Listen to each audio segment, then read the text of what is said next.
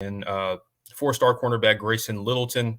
Um, I mean, these two commits for Clemson, I think it's pretty big time. We're starting out with Grayson. yeah, we're starting. Yeah, Grayson. Yeah, Grayson Littleton. I mean, I think it's a huge recruit for Clemson. He measures in 6 foot, 180 pounds. We were talking about it before the show started about his track like speed that he's a physical guy. He likes press coverage, um, and I was kind of getting, to be honest, I was a little worried because, as you know, last season, right out of the official visit weekend, it was, we kind of hit the ground running. And we had commit after commit after commit immediately following that official visit weekend. And it kind of felt like, things were moving much slower this year. And they kind of have in some ways, but I think you're starting to see the gradual progression and the dividends being paid from the official visit weekend. And he was obviously the guy that pulled the trigger first. He was the guy, that kind of got the ball rolling out of the official visit weekend. A guy out of Florida. I already said, big time track speed, 4.4 40 in the Under Armour camp this past summer in Orlando, I think it was. And you know, obviously, I think he's going to be a big time player for the Tigers. Absolutely, man. And Mike Reed continues to cook. I mean, and I think one of the notable things is obviously he's from the state of Florida, Tampa, the Tampa area, and Clemson has certainly gotten their fair share of guys out of that region, um, and it was kind of dry like the past few years. It was kind of dry from that perspective, and you're seeing that pipeline come back. Obviously, with T.J. Moore committing last cycle, and now Grayson Littleton. Um, it's massive, massive pickup. Clemson was only planning to take one corner, and I think they got the best one on their board, really. And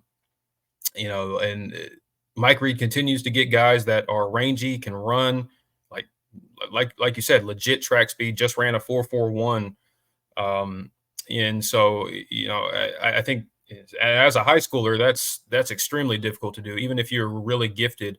I mean, there's a lot of most high school kids don't run the 40 with that kind of technique, and obviously the track background certainly helps a ton, and so he's been well trained in that. But yeah, he's got legit speed, and I think he's going to fit in nicely into this cornerback room. And great take for if you're only going to take one corner. He's certainly one that certainly fits the bill.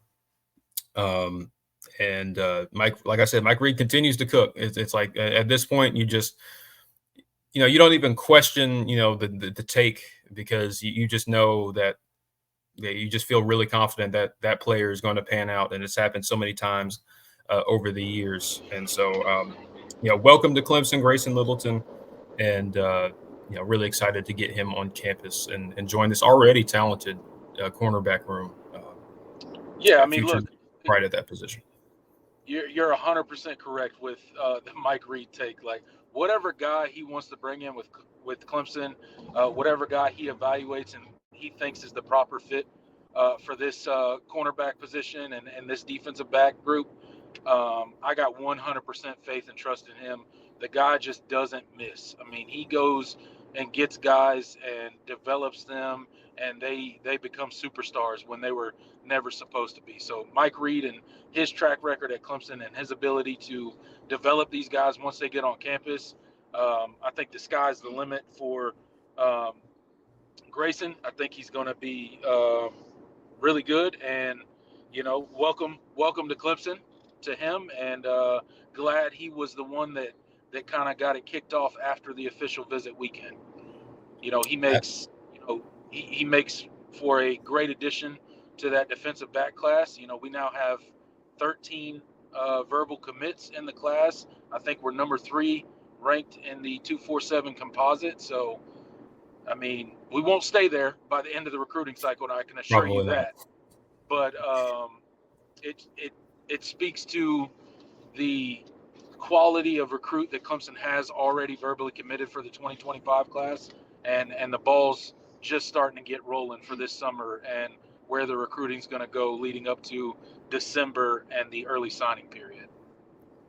Absolutely, and of course, as the saying goes, good things come in twos.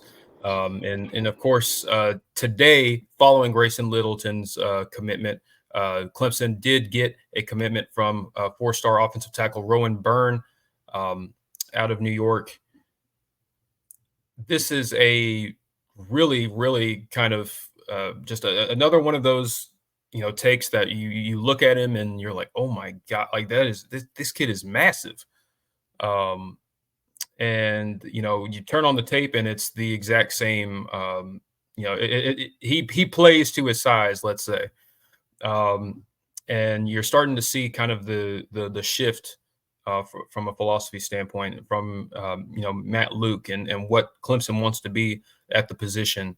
Um, Rowan Byrne was a late ad, and I forgot to mention Grayson Littleton as well. Both of these guys were late additions to the official visit weekend, and they had to get extensions due to schedule conflict. So they were here after technically the official visit weekend had ended, and they were here into the middle of the week, and they both just really enjoyed their visit, and they felt like it was the time. And they both of them had official visits lined up.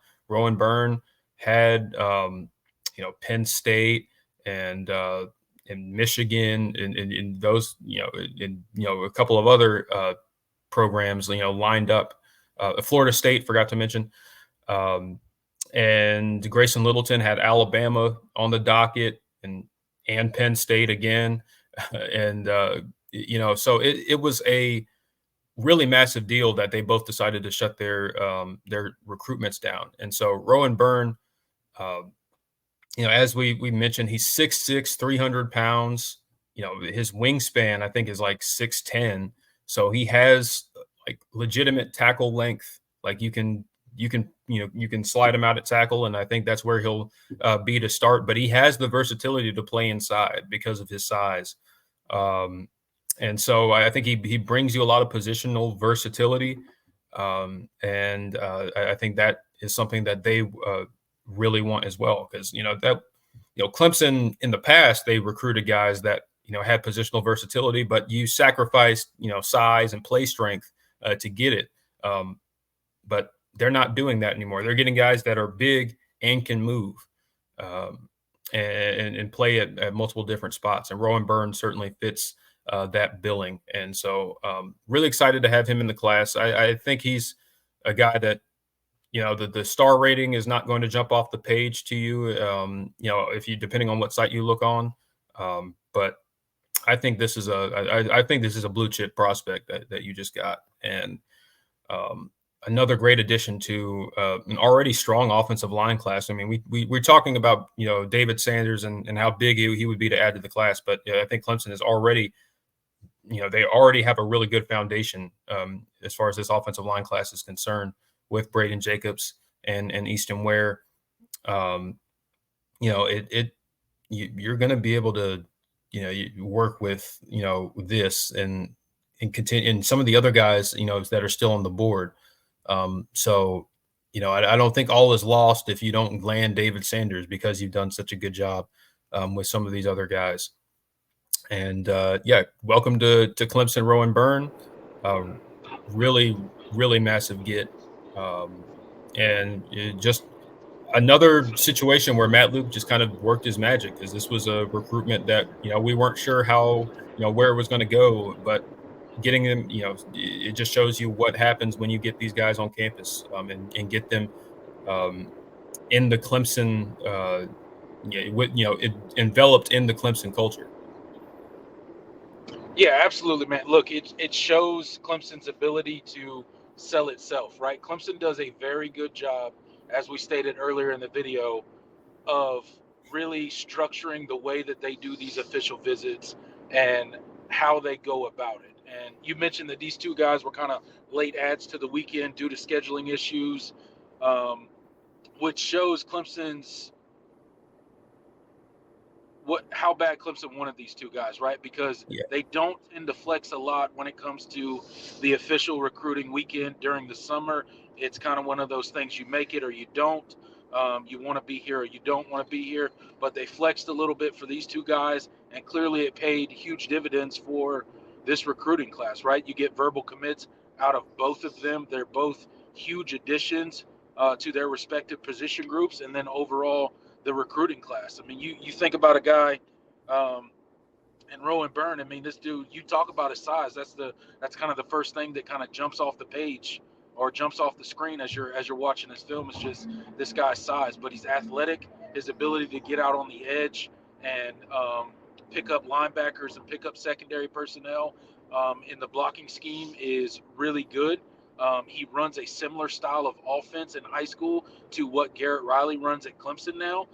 So I think the kind of learning curve for the playbook may be a little bit easier for a guy like this. You talk about, he's a guy that you could really see play all five positions. Clearly, they have him projected as a tackle. He's going to start there, but he's athletic enough. He could play all positions. You talk about his wingspan, a nasty run blocker. He's a guy that finishes the run blocks. He likes being physical. He likes getting out in space and making plays out there as well. So really excited about a guy like Byrne.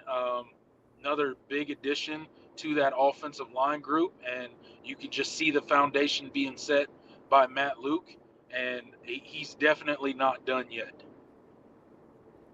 No, he is not. No, he's not. And, just got to continue to let him cook. And, I think good things are going to happen for Clemson in this recruiting cycle, at that position. Yeah, I mean, you can see it. It's definitely trending in a very favorable direction for Clemson. I can't wait to see what this offensive line group looks like in, let's say 2 years, when Matt Luke really has a chance to not only develop the guys that are already on the roster, because let's not forget Clemson has some really elite talent at the offensive line position already currently on the roster. But when he starts adding some more guys through recruiting and getting these guys spun up, I think he's going to turn Clemson into a really special offensive line group. And it's something that me and you have both talked about, on several shows, about how badly we want Clemson to be that destination spot for offensive linemen, because there's really no reason that we shouldn't be. With the style of ball that we play and the location and the recruiting grounds that we consistently recruit out of, we should have elite offensive line play. And I think Matt Luke is going to turn that around in short order. You nailed it, man. It really, the woes at that position have just kind of been mind-boggling.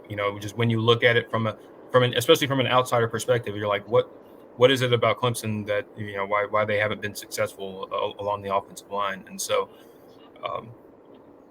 I think we're starting to see that slowly change, and we'll see kind of what happens this season. I think there's a lot to work with, a lot of talent to work with already on the roster.